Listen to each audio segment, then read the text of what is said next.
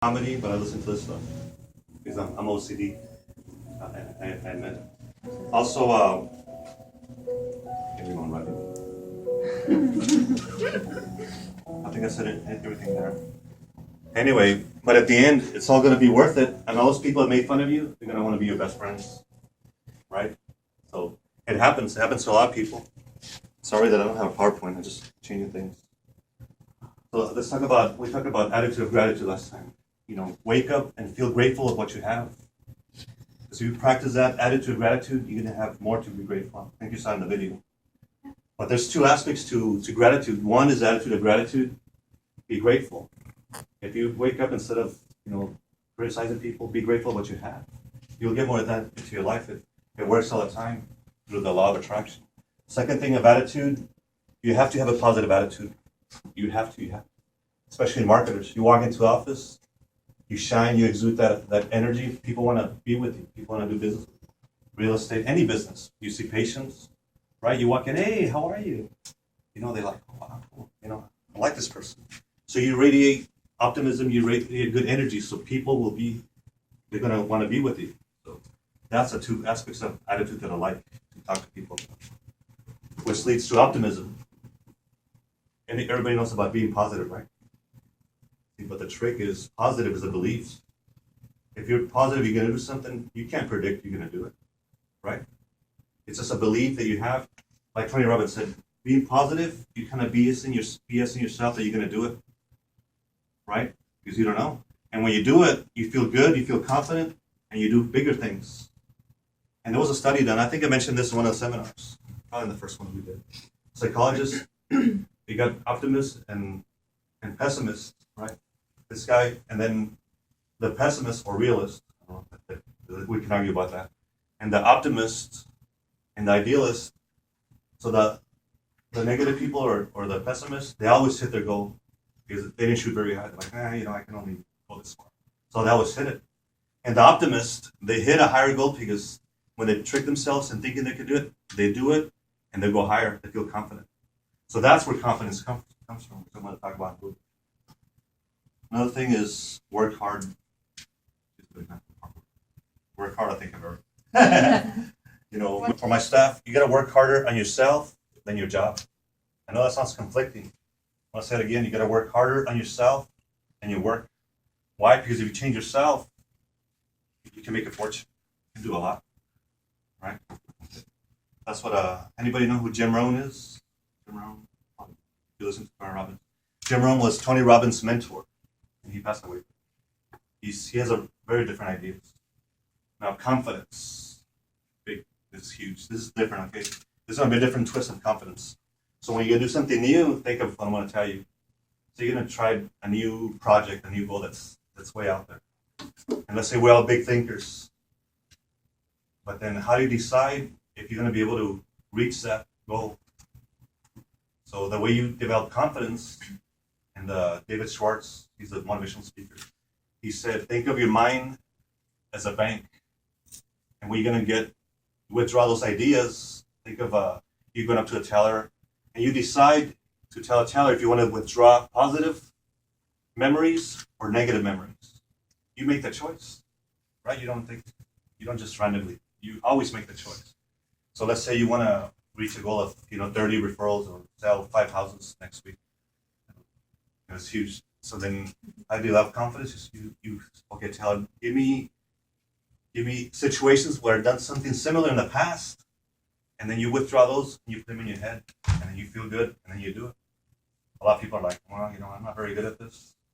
If I try something like this, I'm not sure. No, you got to go the other way because we have that choice. We can make the choice. Let's try a little interactive exercise. This is going to be cool. We're all going to participate. It's something small. We're going to visualize. Everybody knows about visualization, right? But we got to do it different. Okay, in a little bit, I'm going to tell you, close your eyes for about a minute. I want you to feel or imagine something that you want to do. That's okay if it's a relative you haven't seen, somebody you want to forgive, maybe a spouse or somebody, or a goal you want to reach, anything you want to create. I want you to think about it. I want you to close your eyes now. think for a whole minute. Don't open your eyes. Just imagine you have reached that goal and you're creating those feelings. Think about those feelings. How would it feel? Really picture yourself, run a movie in your head. Shaking a hand, you close a deal, you're happy, you forgive somebody. Really, really get into it. Get into that state. When you sign the contract, you finish school, you graduated with your dream degree, you got the referrals you wanted. But really play that movie and really believe yourself doing it. Think about it. Okay, you can open your eyes. Yes or yes? Yes. You're with me. Yeah, because something in my eyes. Maybe you forgive somebody. So what that does, that's deeper visualization. A lot of times we just think we're going to do it and we just go crazy and random. So when you visualize, you got to picture yourself. How are you doing it? I'll tell you a weird example. I was telling people I was a motivational speaker before I was a motivational speaker. Because I pictured myself already. And when I walked in, I was laughing, was smiling. Sarah was like, let's rock. I pictured myself in front of 500 people. I was smiling because I was happy. Walking in, and it's only you guys, it'll be. So you gotta create those feelings, and I'll talk about this a lot. Create those feelings like if you already achieved it. I mean, feel it and picture it. Tony Robbins talks about playing that movie in your head. It was another weird thing, okay? Now, if you want to change the meaning of something that bothers you, this is very powerful. That's just a memory that bothers you or a situation at work. You gotta think about that, get in the state, and give it a different meaning. I'm gonna give you an example. NLP. I'm gonna tell you NLP. For example, I'm gonna use you for example. You say, you know what? When I walk into a store, that person makes me feel like I have a weight over my shoulders. So that's a metaphor, right? So that metaphor, I'll tell Miss Buddy, okay, tell me how it feels, or get into that state. So now say, how about if I put a rocket into that weight and we shoot it to the moon? How does that feel? The metaphor changes. Right away you feel better because you get a different meaning. So if you want something to change, if you can't change a person, change the meaning. Even coffee, I drank too much coffee, so you know what? Coffee's gross. Coffee's gross, it's acidic, so it doesn't taste the same anymore. So that's how you change things. Alcohol's gross. Never want to see it again. So that's a very powerful technique from NLP. We're doing something called sauna seminars. It's weird. This law of attraction we talk about, that you attract people into your life by focusing on things. I go to the gym with him, we're at the sauna, and there's this psychologist, older guy that does NLP, which is neuro-linguistic programming. So there's another guy, right? So we're talking all these ideas, and the other guy's like, what do you guys do? Psychologist. Second day, same thing, the young guy. We're talking, what do you guys do? Real estate, chiropractor / motivational speaker. And the guy's like, oh, you want to be a motivational speaker? And I asked him, what steps have you taken? Were you taken to become a motivational speaker? So what steps are you taking? Yes. Wow. That's kind of cool. Y'all are going to put me out of business if y'all keep marketing it. All right, failure. Who's afraid of failure? Everybody. Be honest. Everybody. Right? But you know what? Another thing, two things. Change the meaning of failure. Think of it as an outcome. It's not the outcome you wanted. Right? It's not the outcome. Just change the strategy. And we talked about this last time. If one thing doesn't work, what do you do? Erica knows the answer. If that doesn't work, if you're going towards a goal that doesn't work, what do you do? Just keep doing change. Change the strategy. If that doesn't work, what do you do? Come on, guys. Change. That doesn't work, what do you do? Change. Keep on changing it. Never change the goal, guys, especially if it has a deep meaning. Now, things with goals, if you give it a compelling meaning, like Tony Robbins said in one of the videos, and you give it a special meaning, and it's something you value in your heart, like we talked about the hierarchy of values. If you have a high value, and it's congruent with your goals, nobody has to text you to go to the meeting, to wake up and do it. You do it on your own because it means a lot. The other thing you attach to that, attach laser focus. You focus on that goal, you feel good about it, you visualize, trust me, you're going to do it. Nothing will stop you. Doesn't matter what it is. Which brings it to the next point. We're talking about failure. So think of it as a different outcome and failure, don't be afraid to fail. Everybody's gonna fail. How do you know that you succeeded if you didn't fail? Anything, whether it's with family, a goal, or business, you have to fail. I was never going to fail before. Everything I did, I wanted to do 100%. 100%. OCD 100%. But now I understand that I have to fail. Otherwise, what happens when people fail? But like Arnold said, the floors are very low, right? You can get up right away. More, we can talk about the law of attraction for 5 minutes. Anything else you guys want me to talk about? Keep going as you like. I covered a little bit of stuff from last time just to reinforce. You remember the law of attraction. I think that's the most powerful. So you can do this in marketing. You learn about the law of attraction. So this is a little bit for you. So if you guys don't mind, I'm going to do a few minutes. So the law of attraction, we'll get it. Law of attraction states, and sorry that I heard you repeat this, whatever you focus on, video, whatever you visualize, dream about, fantasize, whether it's positive or negative, whatever you talk about with your friends all the time, you're going to attract. Whatever you resist or persist will resist. Right? People say, how come she's so lucky she gets all of her girls? You know, she's because of the energy she puts in. You know, the way you treat people. Right? People like you, they draw towards you. So another thing, so if you focus on certain things in a positive way, you're gonna get it. Sounds like a fantasy, sounds like it's a little BS-ish, but it's true. Remember, the more we complain, the more we talk bad, the more of that we're gonna get. Sometimes we forget that. We get caught in life with our friends, with the family, with gossip. Gossip, not good. Here goes something that is gonna hurt some of you guys. Small minds talk about people, and we all talk. You know, if you catch up with your friends, it's okay. I'm talking about this. Small minds talk about people. Average minds talk about things. Great minds talk about ideas. It's powerful. Yeah. So when I met up with a friend in Austin a couple weeks ago, we were talking about people because I think of this quote, but it was catching up with friends from high school, and it was all positive. This guy's great. He's a psychologist, counselor. He got throat cancer.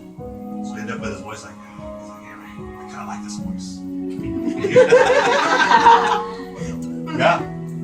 And he says, you know what? I don't know. I get throat cancer 3 times. God is punishing me. So you know what? Like, somehow, some way, you got this for a reason. You don't know now, but later you're gonna find out why. So when these things happen that are bad, don't get all like mad and pissed off and upset. When you're going through hardships, don't say I'm having a bad day. I'm having a character building day. I mean, we're human. I go through that too. Today I had a stressful situation. So as I teach you guys principles, I learn and grow myself. Because I'm not perfect. So the law of attraction, going back to that real quick, it's powerful. It works. You just gotta focus on it every day. And we tried that, and I don't want to tell you because we did it in business. The attorney said, let's focus on getting a new case. Within a week, it didn't come in a week, but it came, I think, like in 10 days. It works through God, the universe, through sending the email out to the universe. Try it with a family. I mean, it already happens. Like, I was about to call you. You called me, right? Here goes something awesome. It's studied through some scientists, and I think, I don't know if it was Harvard or somewhere in the East Coast. They had a paranormal psychology lab. They had envelopes of shapes. There were astronauts 250,000 miles in space. So the students, they focus on the object, and the astronauts, it was very consistent. So that means that thoughts travel like 250,000 miles, proven through this experiment. So whenever you think about somebody that's in California, there it is. It was a sad experiment. I don't support this experiment, but Jack Canfield, the guy that wrote the Chicken Soup for the Soul, there's a correlation with feeling the energy and somebody being far away. I think this was in Russia. They had mama rabbit lab, and they had like heart rate monitors and galvanic skin responses to check like the sweat. And they had that baby little rabbits go in a submarine underwater, miles away. And each baby, and again, I don't support this place, so don't look at me. They would kill a baby rabbit. And the mom heart rate will go crazy. And the responses, mom didn't know. And then the next one. So there's something out there that we can't really touch or measure, but it's an energy field. So we all have energy, you know. And we talked about this before, you know. Let's say I'm very upset, and then you guys know that I'm upset because body language and the energy will resonate. Let's say that me and Frank are upset, but he doesn't really just call me very short. So right now we're resonating in the same vibration, and I get to him and I feel attention. It's like musical instruments. Whoever is into music, you have a C chord here, or a tuning fork and a C tuning fork, A, B, C, and you vibrate this C, this one will start vibrating because you're in the same energy. So we're a bundle of conditioned reflexes and people of energy. So think about that good energy you can have, you know, with these thoughts, you get good energy. So last thing is body language. The body language is very powerful. I'm sure you guys heard it. But look, I'm going to tell you something powerful, especially for marketers and sales. I think I'll tell you this in the Sauna seminar. I want to finish it with this. NLP, Neuro-Linguistic Programming. So if you're selling a product or trying to convince somebody anywhere, ROTC, let's say I'm talking to you know what, the services that I provide are the best in the business. So you put my hand in the heart. And then everything we do here is of the highest value. So subconsciously you pick it up that whatever I'm saying it's valuable because it's close to my heart. So I know it's simple, but it's powerful. Try that. Hey doctor, I'm here, I'm getting to market. Seriously, try it. Let's see what happens, and you let me know. Any questions? I kind of talk fast. I'll try to slow it down. What's the difference between confidence and Arrogance. yeah? Erica will take that. Just Go kidding. ahead, No, Erica. I don't know. I mean, confidence is walking into that office knowing that I'm gonna get their business. Arrogance is, I don't know, being stuck up about it. How would you be stuck up about it? Arrogance is walking in and not even trying because you know that everybody already is sold on you. Yeah, let's say arrogance using only your looks and your body language instead of your insight. If you're humble and you're confident, that'll come across as somebody confident but not humble. Somebody humble will be nice. Will use any resource to convince them instead of using what they are, who they are. That's my little made up answer. Any other questions? Did you learn something? Yes? No? Okay, well, we have sauna seminars for the guys. I think I have a question, but I don't know how to ask Yes, it. we're working.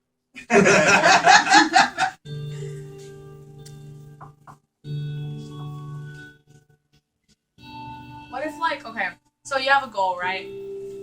You're trying to reach that goal, you're doing your best and everything, and people get in the way, like important people that I don't know how to say it without saying ROTC stuff. Okay, well, What else? people that have higher ranks than you that are important and stuff get in the way and stuff, and they put like weight on your shoulders or whatever, and you're stressed out, still trying to get to that goal, but like it's just beating you up, those people. Good. I like that. I should have talked about it earlier. So we cannot control our circumstances, ever. Don't be a victim of circumstance. If you work on yourself, you can change how you feel about that. I know it's hard because remember, if you can't reach that goal, see that's hard when you have other people involved to your decision and goal making and reaching a goal. That's hard. But when it's you with alone and goal, that's easy because you have. See, so the question is, there's circumstance and there's other people involved in that goal decision making. Correct? Yeah. So that's tough. That's hard. That's hard. I don't have a good answer to that because you have to change the way you respond to that. That way you don't stress out. Maybe say, if I don't get it because of these circumstances, these people, then maybe next year, don't beat yourself up. Because I used to beat myself up a lot of time. You gotta get the goal. last thing I want to say, everybody here is born with greatness, a lot of greatness, potential. Don't let anybody tell you that you can't do it, not even yourself. A lot of us stop ourselves, friends, anyone. So the potential you have is unlimited. If somebody can own a big building, I can, you can. Just because we're in a little bubble here doesn't mean that you can go out there and get it. Anybody can get it. One last question. I know this person. You know her too. She's my cousin. She tries so hard. Like, she loves positivity, motivation, all the stuff you show her and everything. Tony Robbins. She tries so hard to keep a positive mentality all the time. And when something pops up, she just can't. Like, she tries and tries to stay positive, but it just, I guess it's like a confidence problem, and you know who I'm talking about. And how would you work with that? She's not solid, she's not grounded. See, this takes years. By me teaching you this now, you go home, you might feel good for a few hours, but tomorrow, you have to practice something. I used to be like that exactly. That Tony Robbins book I showed you last week, we're talking about goal setting. I set some goals since 2007, I think. I was late, but I reached some of them I didn't reach. But it was cool because I saw it, 5 years ahead of time. But what happened is, I kind of beat myself up a little bit. But with that, it took me 2007 to say last year, I got really solid with this stuff. It's a long time. It's years. 7 years. Yeah. So maybe 2 years if you really practice this, if you really want to change, continue coming. These are free. Eventually I'm going to charge. Or maybe I'll grandfather you guys in. We're VIP though. Yeah. So this will be my loyal crowd. Front row seats. Yeah. So did I address the last thing? Oh yeah, that you have to be solid. See, that's superficial optimism. Kind of like, well, it's more here than here. You have the knowledge of being positive, but you're not feeling it here.